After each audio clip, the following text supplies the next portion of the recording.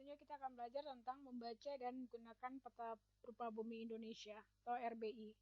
Setelah kita belajar tentang membaca dan menggunakan peta rupa bumi Indonesia, kemudian saya akan membuatkan video tentang bagaimana mencari koordinat peta pada Google Maps aja ya. Karena kondisi pandemi hanya praktek yang bisa saya berikan seperti itu. Nah, materi ini diambil dari buku panduan praktis membaca dan menggunakan peta rupa bumi Indonesia, karangan M. Edi Prianto dari Pusat Pelayanan Jasa dan Informasi Bako Surtanal tahun 2005. Tujuan dari kita membaca atau kita menggunakan peta RBI ini untuk apa? Yang pertama itu adalah supaya kita bisa mengidentifikasi, kita membandingkan objek di permukaan bumi dan maupun yang di peta. Kemudian yang kedua, kita bisa melakukan orientasi arah peta di lapangan, mengetahui posisi koordinatnya, memahami informasi peta melalui simbol dan warna, sehingga kita dapat menggambarkan dengan benar objek di lapangan, walaupun kita belum pernah melihat langsung di lapangan seperti apa. Nah, simbol dan warna yang di dalam peta itu sebenarnya apa gitu. Tapi sebelumnya kita harus tahu dulu apa itu peta. Peta itu adalah gambaran sebagian permukaan bumi di atas bidang datar. Bidang datar yang dimaksud itu adalah seperti kertas. Jadi kita sering melihat peta itu pada satu kertas ya kan. Kita menggambar, kita print out-nya itu di kertas. Jadi peta itu adalah gambaran sebagian permukaan bumi di atas bidang datar dalam skala dan sistem proyeksi tertentu. Jadi berbeda kalau kita mau skalanya berapa, berarti peta yang muncul juga menyesuaikan. Kita mau buat proyeksi geometrisnya, berarti peta yang muncul juga berbeda dengan proyeksi yang kita inginkan. Itu adalah definisi peta. Peta sendiri itu terdiri dari muka peta dan informasi tepi. Nah, muka peta itu sebenarnya apa gitu ya? Muka peta itu adalah informasi dari permukaan bumi berupa simbol yang digambarkan langsung sebagai isi dari peta. Sedangkan informasi tepi itu adalah keterangan dari simbol yang digambar pada muka peta. Jadi muka peta itu adalah informasi dari permukaan bumi, sedangkan informasi tepi itu adalah keterangan dari simbol yang digambar pada muka peta. Contoh, seperti ini tampilan lembar peta rupa bumi skala 1:25.000. Nah, di sini ada kode-kode A, B, C sampai dengan K. Yang mana muka peta dan yang mana tepi peta. Yang merupakan muka peta itu adalah simbol K, ya. Sedangkan yang merupakan tepi peta adalah abjad dari A sampai dengan J. Tetapi apa itu sebenarnya A sampai dengan J? Simbol-simbolnya itu kalau tepi peta ya itu menjelaskan keterangan dari simbol yang ada pada muka peta. Nah, simbol-simbolnya apa aja? Jadi kalau bagian A itu menjelaskan tentang judul peta. Judul peta itu misalnya nama kota atau nama daerah yang kita buatkan petanya atau nama lokasi penelitian. Kemudian bagian B itu adalah petunjuk letak dan peta dan diagram lokasinya. Bagian C itu adalah sistem yang dipakai, apakah proyeksi atau grid atau datum geografi, data utama geografi. Kemudian bagian D itu adalah penerbit dan pembuat peta. Bagian E itu adalah keterangan rinci dari simbol peta yang disebut sebagai legenda ya. Nah, kalau Anda perhatikan bagian E itu banyak juga ada simbol-simbol dan berwarna. Nah, ini akan kita jelaskan nanti pada slide berikutnya. Kemudian bagian F itu adalah riwayat peta. Bagian G itu adalah petunjuk transformasi koordinat peta.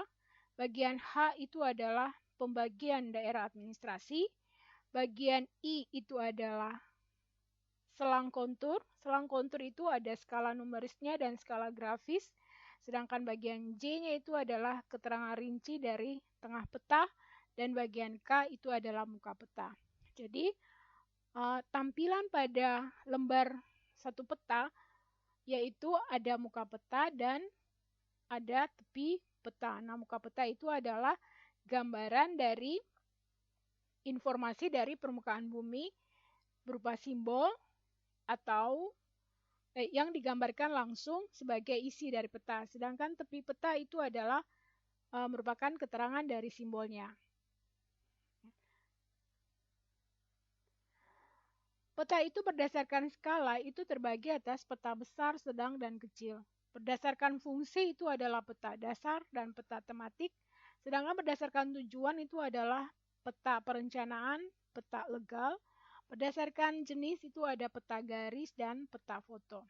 Sedangkan skala peta sendiri, yang tadi ya kalau berdasarkan skala ada besar, kecil, ada besar, kecil, dan sedang. Kalau peta skala besar itu contohnya kayak 1:1000, ya, 1:5000. Kalau yang besar itu berarti sampai 1:1.000.000, ya.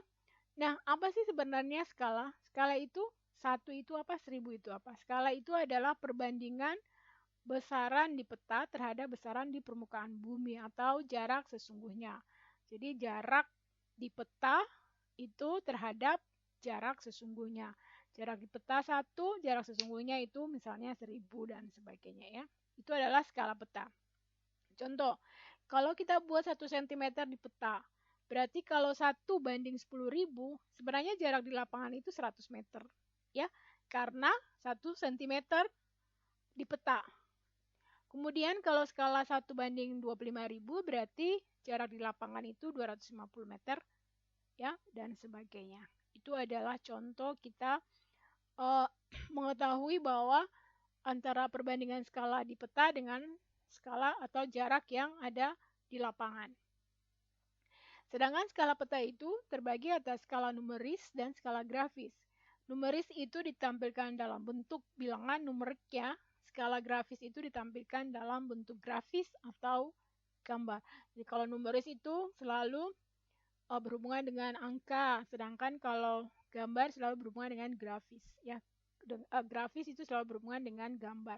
Ini adalah contohnya. Kemudian sekarang warna dan simbol. Nah, tadi waktu definisi peta itu definisikan ada warna. Nah, warna-warna ini yang merepresentasi apa aja. Nah, tujuannya supaya apa? Untuk memudahkan pengguna memahami informasi. Dan warna yang biasa dipakai itu adalah seperti ini, warna merah. Warna merah, warna hitam, warna biru, warna coklat, sama warna putih. Nah, warna-warna ini mau merepresentasikan apa sebenarnya? Simbol-simbol apa yang sebagai unsur-unsur apa dalam peta? Nah, warna merah itu mewakili unsur transportasi darat. Jadi, kalau di peta itu gambar jalan, jalan setapak, nah itu dikodekan dengan warna merah. Warna hitam itu adalah unsur buatan manusia, seperti bangunan, batas administrasi. Nah, itu disimbolkan dengan warna hitam. Warna biru itu adalah unsur hidrologi. Unsur hidrologi itu berupa sungai, danau, sawah, dan sebagainya. Kemudian warna coklat itu adalah unsur relief. Unsur relief itu contohnya seperti garis kontur, ya, gunung, bukit, lembah.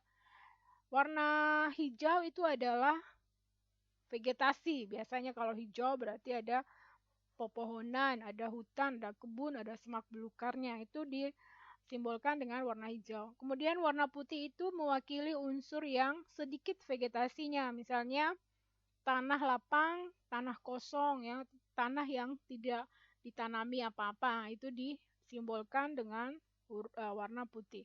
Nah, ini kayak contohnya kalau unsur vegetasinya kan warna hijau. Nah, di situ juga ada bermacam-macam. Misalnya sawah irigasinya simbolnya apa, sawah tak ada hujan simbolnya apa, tapi tetap dia berwarna hijau. Kemudian unsur hidrologinya itu kan warna biru, yang menggambarkan garis pantai, batu karang, terumbu, dermaga, pelabuhan. Itu mewakili unsur-unsur hidrologi. Sedangkan kalau unsur relief dan titik kontrol geografi itu berbicara tentang garis kontur, pasir, bukit, tebing, ya, itu adalah unsur reliefnya. Ini adalah contoh peta RBI dalam skala 1:10.000. Anda bisa lihat perbedaan untuk skala 1:10.000 dan untuk skala 1:250.000. Ya. Kalau sekarang